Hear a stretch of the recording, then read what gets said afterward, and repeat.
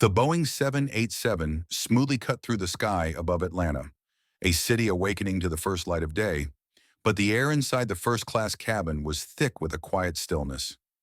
Father Isaiah Monroe sat calmly in seat 4B, his dark eyes tracing the horizon through the oval window, watching the wisps of clouds below as the soft glow of dawn began to spread. His dark skin seemed to contrast sharply against his simple black clerical shirt, the collar crisp and white, the silver cross around his neck catching the dim cabin light. He didn't look like the other passengers, whose faces were relaxed in the comfort of their luxury surroundings. Father Isaiah was a man of quiet strength, a priest who had spent years serving his community, yet he didn't seek attention. His weathered hands rested on his lap, calm and composed, exuding a peace that seemed to fill the space around him. His flight from Georgia had been long and emotionally draining, spent counseling a grieving family. Now he simply wanted a glass of water to soothe his dry throat.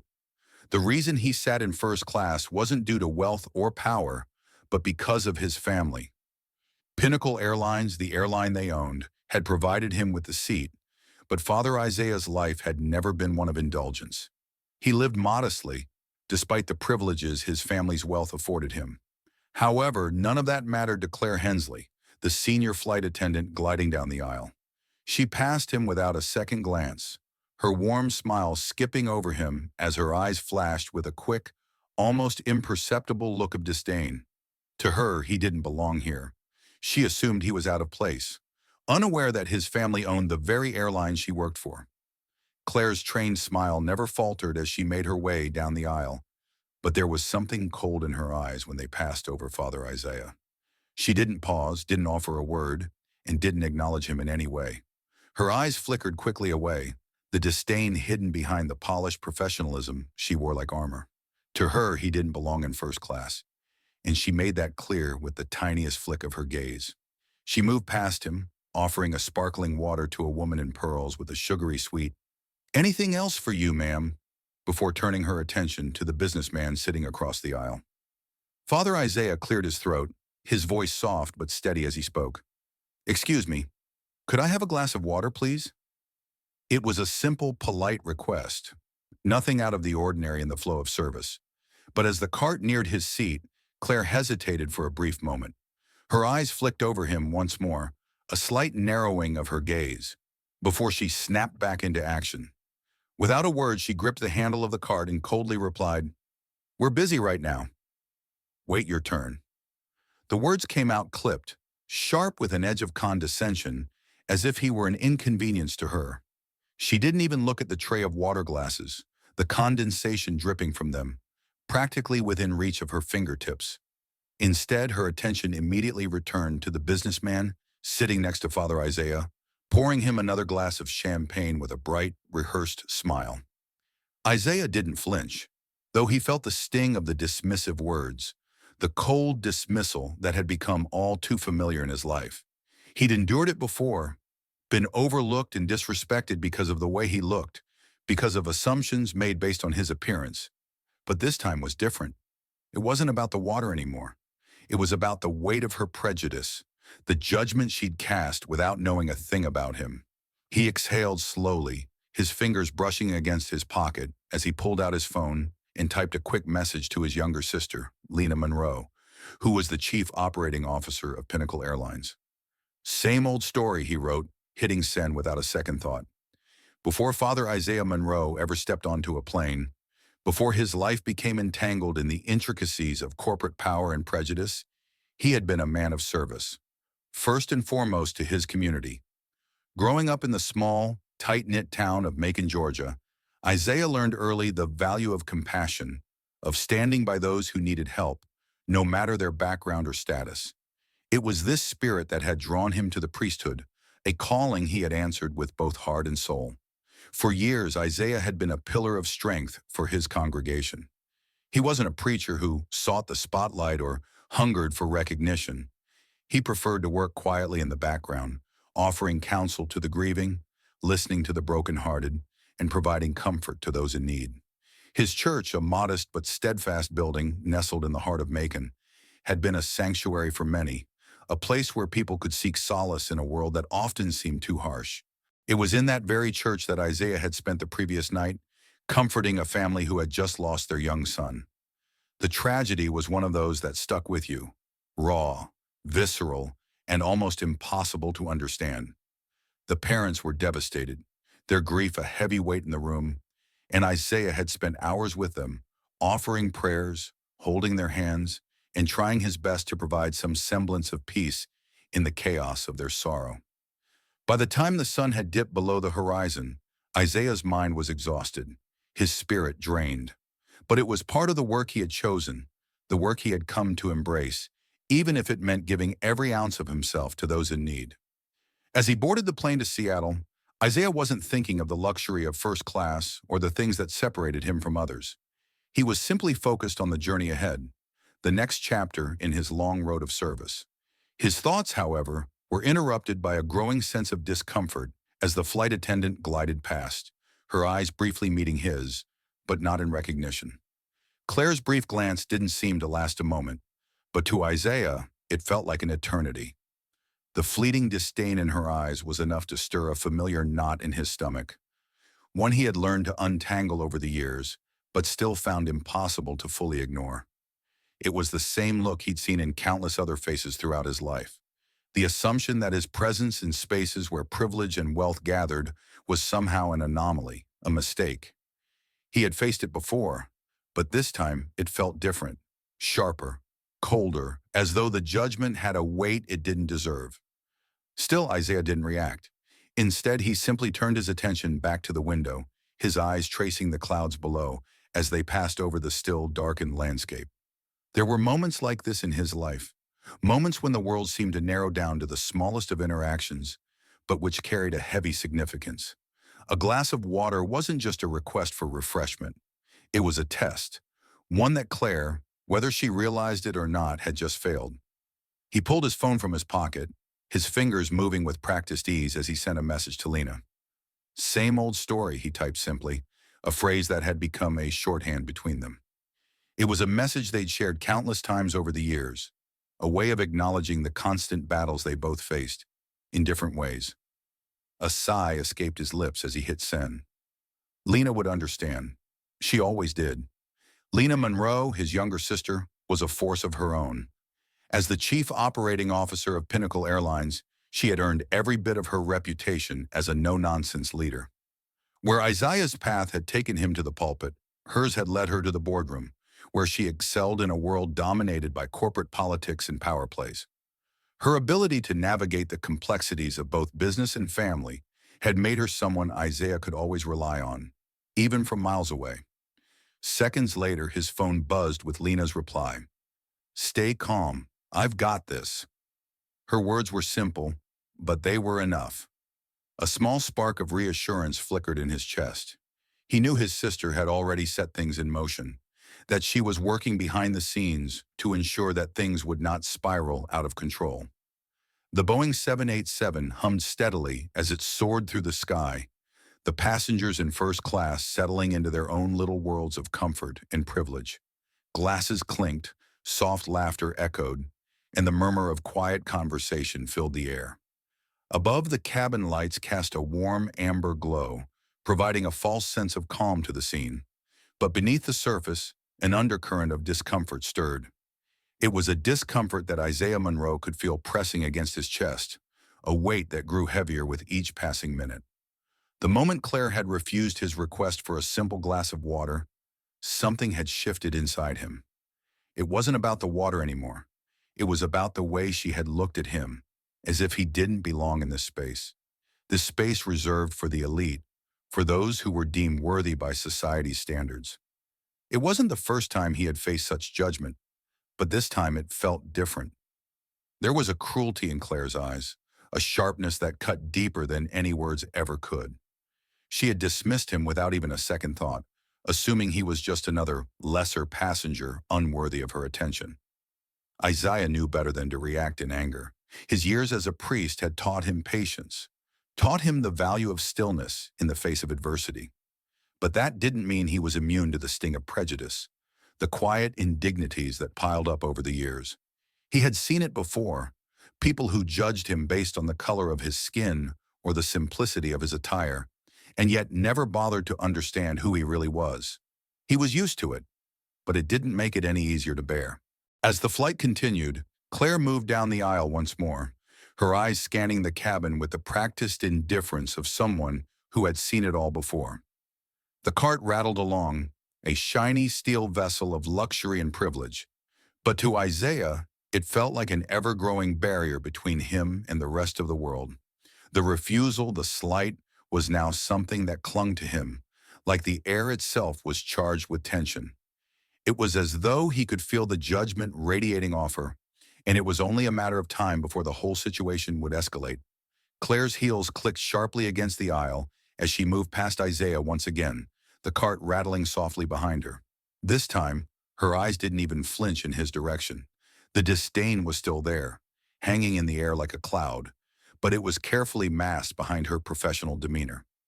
She didn't pause to offer an apology or even acknowledge the silent tension that had thickened between them. Instead, she continued on, offering a sugary smile to the businessman seated ahead of Isaiah. Isaiah watched her, his hands resting still on his lap, but his mind was anything but calm. He had no desire to escalate the situation further. It wasn't about him proving something to her or making a scene. It was about the principle of it, the principle that, despite the money and power that could be flaunted in the room, kindness, dignity, and respect should never be reserved for just a few. As Claire passed by, Isaiah's thoughts shifted. He had sent a message to Lena earlier, but he hadn't received a response yet. He wondered briefly if his sister was already working her magic from miles away, using her connections, her sharp intellect, to start making the necessary calls. Even so, Isaiah knew that Lena's influence couldn't fix everything. Sometimes the damage was more subtle, more insidious, woven into the fabric of society in ways that couldn't be easily undone with a phone call. He shifted in his seat, the leather of the chair creaking as he glanced toward the overhead bins.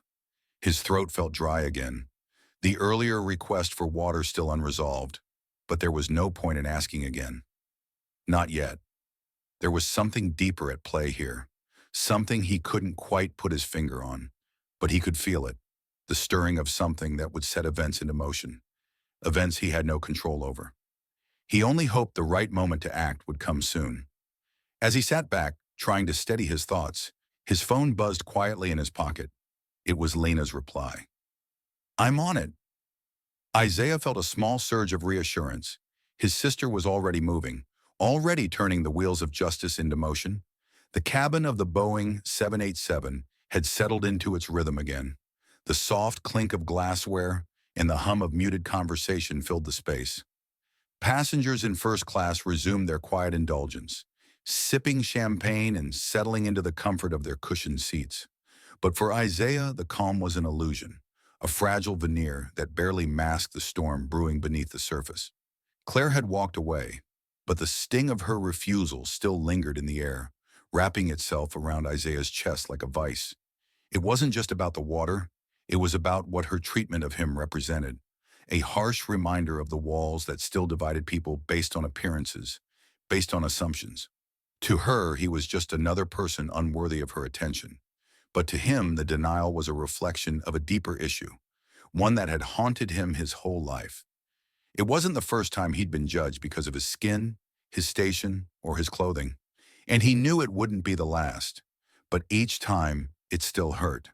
He had learned to bite back his anger over the years. The priesthood had taught him to maintain composure, to hold his peace even when the world seemed determined to test it. But there were moments, like now, when the anger bubbled up, threatening to break through the surface. He felt it now, a tight knot in his stomach. It wasn't anger at Claire herself. It was the frustration of the world he lived in, the world that would always measure him by his skin, by his title, by everything that wasn't truly him. As the flight progressed, the tension remained, thick and unspoken. Claire's dismissive treatment hadn't just been a slight, it had been a challenge, a test of Isaiah's patience. But he didn't rise to the bait. Instead, he simply reached for his phone, fingers moving with quiet precision. Another message to Lena. Still nothing, just a reminder. He hit send, knowing that his sister would understand exactly what he meant. She had always known when he needed her. Seconds later, Isaiah's phone buzzed with Lena's reply. "I'm on it." The simplicity of her words brought a small sense of relief. Lena was powerful, a force in the corporate world, and if anyone could right this wrong, it was her. But Isaiah knew that things couldn't be fixed merely with a few phone calls.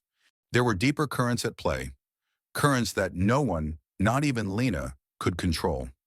Still, her support was a lifeline, and he grasped it, holding on to the knowledge that, at least, he wasn't entirely alone.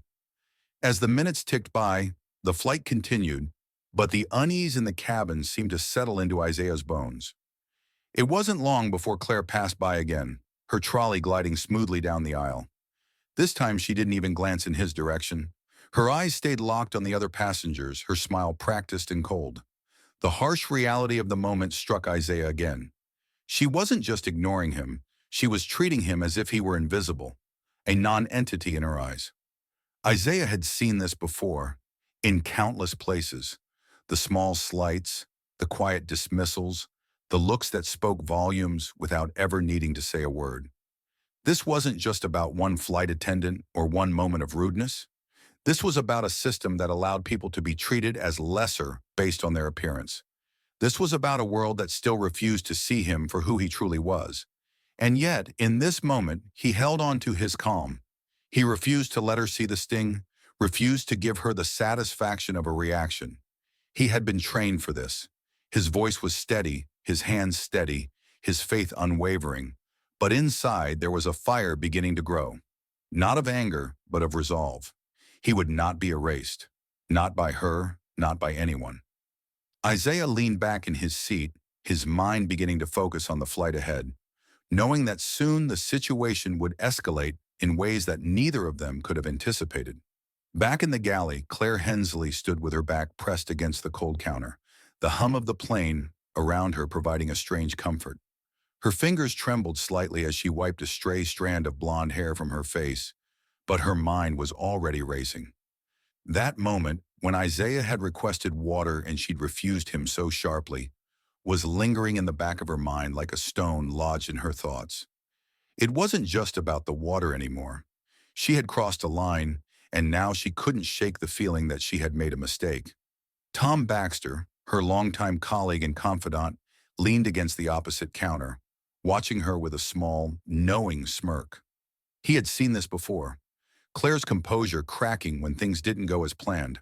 The reality was, Claire had always prided herself on her control, on the ability to command the space around her with little more than a raised eyebrow or a pointed word. But Isaiah's calm, unwavering presence had thrown her off balance in a way she hadn't expected. "He doesn't belong here, you know," Claire muttered, her voice low, though her words were sharp. "I don't care who his family is. He doesn't fit the profile. Not here. Not in first class." Tom nodded, his eyes glinting with mischievous energy. "Yeah, I get it. But the guy's not backing down, and now he's got us looking over our shoulders." He cracked his knuckles, clearly amused by the tension, but also enjoying the thrill of a situation that had started to spiral beyond their control. Claire shot him a glance, her lips curling into a tight smile. "I'll fix it. I always do." But as she turned away from Tom, a small, almost imperceptible flicker of doubt crossed her mind. This time, it wasn't just about maintaining control of the cabin, it was about keeping control of everything. And right now, she wasn't entirely sure she had that. Meanwhile, back in first class, Isaiah felt the quiet weight of Claire's disregard pressing down on him. He reached for his phone again, his fingers tapping out another quick message to Lena. It was a simple request, but the weight behind it carried a sense of urgency. "They're escalating. You know what to do." The message sent, Isaiah leaned back, his thoughts racing. He trusted Lena. She was his rock, the one person who had always been there for him. He knew she would handle this. He just had to hold on a little longer. Seconds later, Isaiah's phone buzzed with Lena's response. "I'm already on it. Stay calm." The reassurance in her message steadied him, but only for a moment. He could feel the shift in the air around him, like something unseen was gathering force. And it wasn't just Claire's rude dismissal. It was the sense that this flight, this seemingly mundane interaction, was setting something much larger in motion. He couldn't shake the feeling that the consequences of this moment would reach far beyond the cabin of this plane. Lena was known for being able to work magic in situations like this, her ability to turn corporate wheels into action almost legendary. But Isaiah knew that even her influence couldn't change the fundamental truth.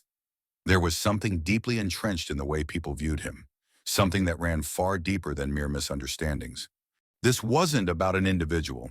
This was about a system, one that continuously pushed people like him to the margins. Claire's actions were just another small, brutal reminder of that fact. As he stared out the window, watching the sky darken further, the calm before the storm seemed to stretch endlessly. But Isaiah was a man of faith, and his faith, though tested, had never wavered. He had always believed in justice, in standing for what was right, no matter the odds. The quiet of the cabin settled around him like a shroud, but he kept his focus on the message from Lena. He knew she was making calls, lining up the pieces, and preparing to take action. He could feel the engine of change starting to turn. Just then, the intercom crackled to life. The captain's voice, firm and clear, cut through the tension in the air. "This is your captain. Flight 574 from Atlanta to Seattle is experiencing some in-flight turbulence. We're going to request assistance with a passenger. Please remain seated and remain calm." Isaiah's heart skipped a beat. It wasn't just turbulence. There was something more to this, something he didn't fully understand yet, but he would soon. The flight continued its course through the night sky, and with every passing minute, the tension in the first-class cabin seemed to rise. Isaiah sat motionless, his hands folded neatly in his lap, his gaze occasionally drifting to the window. But his mind was far from the clouds outside. The cabin had returned to its usual rhythm: clinking glasses, hushed conversations, the soft hum of the engines. Yet to Isaiah, it felt suffocating. The water, the dismissive glance from Claire, the refusal, it had all transformed into something more significant, something he couldn't ignore. He could feel the shift in the atmosphere, a sense that something was about to break. His message to Lena had been sent, and although he trusted her, he couldn't help but feel the weight of the moment. The power dynamics of this flight, this small act of defiance, were beginning to unfold in ways that neither he nor Claire fully understood. He had been the one to endure the initial slight, but soon the tables would turn. Meanwhile, in the galley, Claire was no longer smiling. The facade of her professionalism had slipped, and she was now standing still, staring at her reflection in the stainless steel panels. Her once pristine uniform now felt like a cage, constricting with every passing minute. She hadn't meant for things to escalate like this, not really. At first, it was just a simple dismissal, something she had done countless times before without a second thought. But now the situation felt different. Isaiah had remained calm in the face of her rudeness, and in doing so, he had exposed a crack in her confidence. Tom, ever the silent observer, stood behind her, watching her shift uncomfortably. He leaned in slightly, his voice low, almost conspiratorial. "You know, he's not going to let this go. I think you may have just made things worse." Claire shot him a sharp glance, but the words stung. She knew Tom was right. She had crossed a line, and now there was no turning back. Claire's hands tightened around the edge of the counter, the cold metal against her palms doing little to calm the growing storm in her chest. She knew Tom was right, but the thought of admitting a misstep, especially in front of someone like him, was unbearable. Claire prided herself on control, on being the one who maintained order in the chaos of the sky. But Isaiah had unsettled her in a way no passenger ever had, and that made her feel exposed, vulnerable. "I'll fix it," she muttered, more to herself than to Tom. Her voice, though still confident, lacked the sharp edge it had before. The moment she had refused Isaiah's request for water was one thing, but the longer she allowed the situation to fester, the more it felt like an error she couldn't just brush aside. Something deeper was at play now. Claire had been dismissive before, but this wasn't a routine encounter. It was something personal. It was the way Isaiah had held himself, unflinching in the face of her scorn, that made her feel like she had crossed an invisible line. She had underestimated him, and now she had to fix it. In the back of the plane, as Claire struggled to regain her composure, Lena Monroe was already on the move. The moment she had read Isaiah's text, something had clicked in her mind. Lena was used to working behind the scenes, pulling strings, manipulating situations to her advantage. But this was different. This wasn't just about corporate strategy or business deals. This was about her brother, and she would not let anyone disrespect him, not even in the smallest of ways. Lena's response to Isaiah had been swift and precise. "Stay calm. I've got this." Now she was making the necessary calls, tapping into the vast network of resources she had at her disposal. The wheels of action had already started turning. She wasn't going to let her brother face this alone. Not now, not ever. She had her own way of handling things. Direct, unyielding, and with a focus that left no room for error. This would be dealt with, one way or another. As Lena's phone rang, the conversation on the other end was brief but to the point. "Get me the footage. I need it now," she said, her tone sharp, commanding. The pieces were falling into place. What had started as a small personal slight against Isaiah was quickly turning into a much bigger problem for Claire. And Lena was determined to make sure she knew just how far-reaching the consequences would be. The tension in the air had thickened, as if the very cabin itself was holding its breath. In first class, passengers shifted uncomfortably in their seats, casting occasional glances toward Isaiah, who remained poised and still, his hands folded in his lap. It had been nearly an hour since the incident with Claire, but the effects were still rippling through the cabin. Isaiah's calm, unshakable demeanor had set something in motion that neither Claire nor anyone else on this flight could have anticipated. Claire had avoided looking at him since her dismissal, her attempts to maintain her professional mask increasingly strained. Every time she passed by Isaiah's seat, she felt the weight of his silence pressing against her. He had not reacted with anger or complaint, but there was something in the way he carried himself that seemed to mock her. It was as if he was simply waiting, patiently, for the moment when her own actions would catch up with her. She knew she had made a mistake, but pride kept her from apologizing. She had built her reputation on control, on managing the delicate balance of power that existed in the skies. And she wasn't about to let one passenger, no matter who he was, undermine that. But the more she stewed in her own thoughts, the more she realized that her reaction to Isaiah had been less about him and more about her own insecurities. She had assumed his presence was a mistake, an anomaly, something that didn't belong in the polished environment of first class. But now, as the flight wore on, she could feel her own control slipping through her fingers, and that feeling unsettled her. In the galley, Claire stood in front of the stainless steel counter, staring at her reflection, as if searching for the control she had lost. She needed to regain her footing, to find some way to salvage the situation without admitting that she had let a passenger dictate her behavior. But as the flight progressed, it was clear to her that there was no easy way out. She couldn't just let this go. Meanwhile, Lena Monroe, on the other side of the continent, was already making moves. From the moment she'd received Isaiah's message, the gears in her mind had been turning, setting a plan into motion that would quickly shift the balance of power. Lena wasn't just a corporate powerhouse. She had learned long ago that, in situations like this, she had to be relentless. Lena's phone rang, pulling her from her thoughts. Her fingers moved swiftly as she answered, her voice cutting through the line with the precision of a seasoned executive. "Get me the footage now, and make sure it's secure. No mistakes," she ordered, her tone unyielding. She knew the stakes were high, and while she trusted her team, she understood that in moments like these, everything had to be handled perfectly. She wasn't just protecting her brother now. She was setting up the groundwork for something that would reverberate far beyond this flight.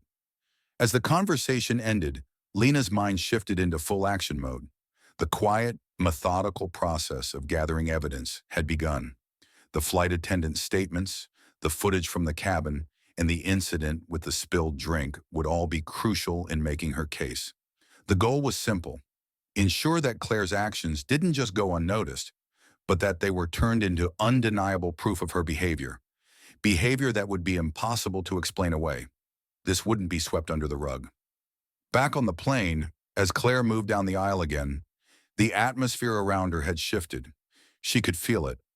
Subtle, but undeniable. Passengers were no longer oblivious to the tension. Some were watching her with barely concealed curiosity. Others were whispering among themselves, exchanging glances that spoke volumes. Even the air felt heavier now, as if the balance had tilted and she was no longer in control. It wasn't just the subtle shift in the passenger's behavior. It was the pressure she felt building within her, a gnawing discomfort that wouldn't subside. As she approached Isaiah's seat once more, Claire felt a wave of hesitation. She had been trying to avoid looking directly at him, but she knew it was inevitable. He hadn't spoken a word to her since their interaction, but his presence, still and unflinching, had begun to feel like a silent challenge. Claire forced herself to smile as she approached him, but this time the smile didn't reach her eyes. Isaiah, for his part, didn't flinch. His gaze remained steady, his face calm. He knew Lena was handling things. All he had to do now was wait. Claire pushed the cart down the aisle again, her movements more deliberate this time, but her nerves were starting to show. Every step felt heavier, as though the weight of her earlier actions was bearing down on her shoulders. She had hoped the tension would dissipate, that the passengers would forget, and that everything would return to normal. But she couldn't ignore the subtle shift in the air, the whispers, the glances. It was as if she had become the focal point of an invisible spotlight. This time, as she neared Isaiah's seat, her pulse quickened. She forced a smile, but it came out more stiff than warm. She set the drink tray down with a little too much force, the clink of the glasses louder than it should have been. Isaiah didn't react, his eyes still focused on the window. His stillness made her feel small, insignificant, like her actions had no effect on him, no matter how much she tried to assert control. "Another drink, sir?" Claire asked, her voice a little too sharp, her words clipped. Isaiah turned his head slightly, meeting her gaze for the first time since their earlier exchange. His expression was calm, but there was a quiet resolve in his eyes that made her throat tighten. He hadn't asked for anything since their last encounter, but now, in this moment, he wasn't going to remain passive any longer. "I would still like a glass of water, please," he said, his voice steady but firm. It wasn't an angry request, but there was a quiet force behind it. Claire's lips pressed together in a thin line. She wanted to push back, to refuse again, but something in his tone stopped her. It was the way he held himself, like he knew something she didn't, as if he had a bigger plan, a strategy unfolding beneath the surface, and she hated it. Claire glanced down at the tray, at the untouched water glasses, now an inch away from her. But she couldn't bring herself to offer it. Instead, she stood frozen for a moment, caught between the pride that had always defined her and the growing unease in her chest. Something inside her screamed to take back control, to remind Isaiah of his place. But as she looked at him, she realized he was no longer just another passenger. He had become a challenge, and not one she was sure she could win. Claire's silence stretched between them, thick and uncomfortable. The seconds felt like hours. Her eyes flicked nervously toward the tray, where the water glasses glistened in their perfect rows, just within arm's reach. She could almost hear the soft clink of ice in the glass, as if mocking her hesitation. But this time, something inside her snapped. Without a word, she grabbed one of the water glasses, setting it down with a bit more force than necessary. Her eyes met Isaiah's again, this time colder, more dismissive than before. "Here you go, sir," Claire said, her tone now laced with barely contained frustration. She forced the smile back onto her face, but it was thin, fake. "I trust this will be to your satisfaction." Isaiah took the glass, his hand steady as he raised it to his lips. There was no anger in his eyes, no triumph. It was as if he had expected her to relent, and he accepted the water without a word of thanks. The tension that had coiled in the space between them didn't dissipate, but it shifted, its weight now carried by Claire. Isaiah knew this was only a small victory in the larger battle, one that was playing out beyond his control. Lena was already at work, laying the groundwork for what would come next. He had full confidence in her ability to turn this situation into something far bigger than Claire could handle. But for now, he would remain quiet, patient, letting the silent momentum build. As Claire turned away, trying to maintain her composure, her phone buzzed in her pocket. She pulled it out quickly, expecting a text from Tom. But instead, the message on the screen made her stomach drop. It was a notification from her supervisor, a reminder of an ongoing investigation. Her heart skipped a beat as the words internal review flashed before her eyes. The small mistake with Isaiah was starting to look much bigger than it had ever seemed. And Claire realized, too late, that she had stepped into something much darker, something she couldn't simply brush aside anymore. Claire's hands shook slightly as she returned to the galley, the brief exchange with Isaiah still echoing in her mind. The water glass she had handed him, her forced smile, and the calm in his voice, it had all unsettled her more than she was willing to admit. The control she had once taken for granted was slipping away, and no matter how hard she tried to refocus, it was clear to her that this situation had escalated beyond her ability to manage. She tried to push the unease aside as she worked, organizing the drink cart and straightening the trays. But every time her gaze flickered back to first class, her stomach clenched. Isaiah had returned to his quiet watch out the window, but she could feel the weight of his presence like a shadow over her. It wasn't just his calm demeanor that unnerved her. It was the certainty with which he seemed to be waiting for something that was coming. She didn't know what it was yet, but she could feel the shift in the atmosphere, the quiet pressure building like a storm on the horizon. Claire's phone buzzed in her pocket, and she glanced down at it, expecting another routine update from her colleagues. But instead it was a message from her supervisor, confirming that an internal review had been triggered due to the incident with Isaiah. The words flashed on the screen with cold finality. Immediate investigation. Prepare for questions. Her heart skipped a beat. The thought of an investigation, the thought of her actions being scrutinized, was enough to send a chill down her spine. She had assumed she could brush this off, that it was just another passenger issue she could manage. But now with the review hanging over her head, the full scope of her mistake was sinking in. Claire felt a wave of panic rising within her chest. This wasn't just about a glass of water anymore. This was about her career, her reputation. She needed to get ahead of it, to control the narrative before it spiraled beyond repair. Claire quickly shoved her phone back into her pocket, her mind racing. She couldn't afford to be passive anymore. The internal review wasn't just a formal procedure, it was a spotlight, and she was standing right in the middle of it. She had to act, and act fast, or risk everything she had worked for. Her mind churned with options, but none of them felt like a solution. The evidence against her was stacking up. She had treated a passenger poorly, a man who, as it turned out, was not just any passenger. Isaiah Monroe's family owned the airline, something she hadn't known until recently. But even without that knowledge, the optics of the situation were bad. A senior flight attendant refusing a simple request from a passenger, no matter the reason, could easily be twisted into something more. And the longer she waited to address it, the worse it would get. Her eyes flickered toward the first-class cabin again. Isaiah was still there, sitting quietly, almost too composed, as though he were watching the world unfold with perfect clarity. She couldn't read him, couldn't figure out what he was really thinking, but she could feel the weight of his presence. It was like he was waiting for something, waiting for her to make a mistake. Claire's fingers drummed nervously on the galley counter, her thoughts spiraling. She needed to regain control, and she needed to do it now. She quickly pulled out her phone once more, tapping out a message to Tom. Get the flight footage. Now it was a quick decision, a desperate attempt to level the playing field. If she could find something, anything, that would justify her actions or paint Isaiah in a negative light, it could shift the entire conversation. But deep down, Claire knew. She knew that what was happening was bigger than her pride, her actions, and her position on this flight. This wasn't a minor incident that could be swept under the rug. This was something that would leave its mark, no matter how hard she tried to fix it. Claire's heart raced as she walked down the narrow aisle, the weight of the internal review hanging over her like a dark cloud.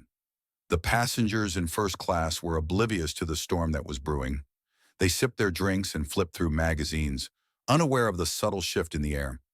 But Claire couldn't ignore it anymore. Every movement felt amplified. Her footsteps were louder than usual, and she could almost feel the eyes of the passengers on her back, silently judging her for what had happened. She hadn't expected things to escalate this quickly. What started as a simple interaction, a request for water, had now spiraled into a full-blown crisis. The internal review, the pressure from her supervisor, the looming threat to her career. It all seemed to collide at once, and Claire wasn't sure how to navigate it. She could feel the sting of Isaiah's calm refusal to engage, the quiet power he held in his silence. The worst part was, she knew she had done this to herself. Her pride, her need to assert control, had led to this moment, and now it seemed there was no way out. As she walked past Isaiah's seat, she couldn't help but glance at him. His gaze was steady, unwavering, and it made her skin prickle. He wasn't angry. He wasn't upset. He was just waiting. She could almost hear him thinking, "This is bigger than you, Claire." The realization hit her like a punch to the gut. She wasn't just dealing with an irritable passenger. She was up against something far more complicated, and now the consequences of her actions were becoming clearer with every passing second. Claire forced herself to breathe, trying to maintain some semblance of control. But deep down, she knew that nothing would be the same after this. The wheels were in motion now, and she had no idea how far they would take her. Her phone buzzed again, pulling her out of her thoughts. She pulled it from her pocket, eyes scanning the message from Tom. "I've got the footage. It's not good, Claire. You're in deeper than you think." The words hit her like a brick. She had expected something, but not this. Claire's hands tightened around her phone, her breath hitching as she read Tom's message again. Not good was an understatement. She had hoped that the footage would somehow give her leverage, something that would justify her actions, that would flip the narrative in her favor. But the reality of what she was facing now was much darker than she had anticipated. She quickly typed a reply, her fingers moving faster than her mind could keep up. "What's in it? What does it show?" She could feel her pulse quicken as she waited for Tom's response. Her thoughts spun wildly. What if the footage showed more than just her refusal to serve water? What if it captured a moment of her frustration, of her attitude? Claire's mind raced through every interaction from the flight, every glance, every word, wondering if she had given away more than she had intended. The stakes were rising, and she couldn't ignore the sinking feeling in her stomach. The phone buzzed again, this time with Tom's reply. "It shows you ignoring him. You can hear the frustration in your voice when you tell him to wait, and the camera catches the way you dismiss him without offering any apology. It's not a good look." Claire's breath caught in her throat. She had known she might have pushed things too far, but seeing the footage, hearing her own words, watching her own actions, made everything feel worse than she could have imagined. She had crossed a line, and now it was being broadcast to the world. She glanced back at Isaiah's seat. He hadn't looked at her since their last exchange, but she could feel the weight of his silent judgment. In her mind, she knew she had to do something. Something quick. The wheels were already turning, the investigation looming, and there was no easy way to fix this. The reality was sinking in fast. The damage was done, and it was only going to get worse from here. As Claire took another deep breath, trying to steady herself, her phone buzzed once more. This time, it was from her supervisor. "Claire, we need to talk. The review is moving forward. Get ready." The dim glow of the overhead lights cast long shadows across the cabin as the plane continued its journey. The murmur of first-class passengers was a distant hum, and the tension that had once filled the air seemed to have settled. But it was a fragile peace. Inside, both Claire and Isaiah were waiting, though for very different reasons. The storm was coming, and neither of them knew just how much damage it would leave in its wake. Claire's hands gripped the armrests of the cart as she pushed it down the aisle, her mind racing. She had tried to shake the nervousness from her bones, but it had settled in deep and uncomfortable weight in her chest. The internal review, the footage, the message from her supervisor. They were all piling up, and no matter how hard she tried to control it, the walls were closing in. She was no longer in charge. She had walked the aisle many times, but this time felt different. Every step seemed louder, more deliberate. When she reached Isaiah's seat again, she paused, her fingers tightening around the cart's handles. His presence was like a mirror reflecting everything she had tried to suppress. The way he sat quietly, unbothered, yet somehow his very stillness was a quiet indictment. He wasn't pressing her. He wasn't demanding anything more than the water he had requested. But it was more than that. He had become a symbol for the bigger picture she had been desperately trying to avoid. Isaiah didn't look at her this time. He sat still, his eyes focused ahead, but he could feel her hesitation in the air. Claire wasn't the same as she had been at the beginning of the flight. There was a nervousness in her posture, something almost human for someone who had prided herself on being untouchable. Isaiah had witnessed this kind of breakdown before, in other places, with other people. There was always a moment when the mask slipped, and the real consequences of their actions became undeniable. Claire stood frozen for a moment, the weight of the situation pressing down on her. The quiet pressure from Isaiah's presence was suffocating. He wasn't angry, but there was something in his calm that made her feel like she was on the verge of being exposed. This wasn't just about a glass of water anymore. It was about something deeper. His unspoken challenge was pulling at the fabric of her carefully constructed world, unraveling it thread by thread. She knew the moment had come.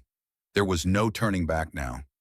She could feel the eyes of the other passengers on her as she glanced around the cabin, their gazes flickering between her and Isaiah. They were all witnesses now, whether they realized it or not.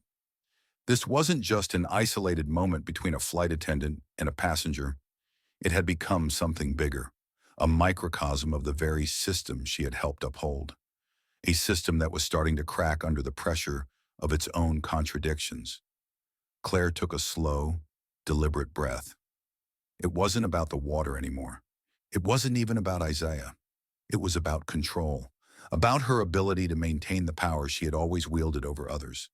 She wasn't sure when it had become this personal, but she knew that if she let this slip, if she showed any weakness now, it would be the beginning of the end for her. With her hand still gripping the cart, she forced a smile and nodded. "I'll get your water now," she said, the words falling from her lips almost mechanically. There was no warmth in her tone.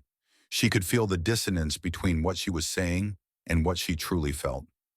Isaiah's gaze flicked toward her, and for the first time she saw the faintest hint of a smile on his lips. It wasn't smug, it wasn't even satisfied. It was just knowing. Knowing that this moment had been inevitable, and that, in the grand scheme of things, it wasn't him who had lost control. The plane descended into Seattle with an unsettling smoothness, as though the turbulence of the past few hours had been nothing more than a distant memory. Yet for Claire and Isaiah, the journey was far from over. The aftermath of their encounters had set a course that neither could control, and now they were nearing the point of no return. The plane's steady hum seemed to echo the tension that had built between them, silent, suffocating, inevitable. Claire stood in the galley, her hand gripping the counter as the final minutes of the flight ticked away. She had done what she could, played the game, kept her composure, but she knew it was too late. The investigation was already in motion, and soon she would have to face the consequences. There was no escaping it now. The footage was damning, her actions undeniable. She had been in the wrong, and yet she still couldn't quite bring herself to fully admit it. She glanced toward the first-class cabin once more. Isaiah sat there, seemingly as composed as ever. His silence, his quiet strength, only seemed to make the situation worse. He wasn't a man who would make a scene. He didn't need to. The weight of his calm, of his patience, was enough to hold her to account without uttering a single word. In some strange way, it felt like she was the one trapped in this moment, not him. As the plane continued its descent, Claire's mind raced. She could feel the walls closing in around her. She had been a part of this system, this unspoken hierarchy, for so long. But now it was crumbling, and she was unsure of what would be left once the dust settled.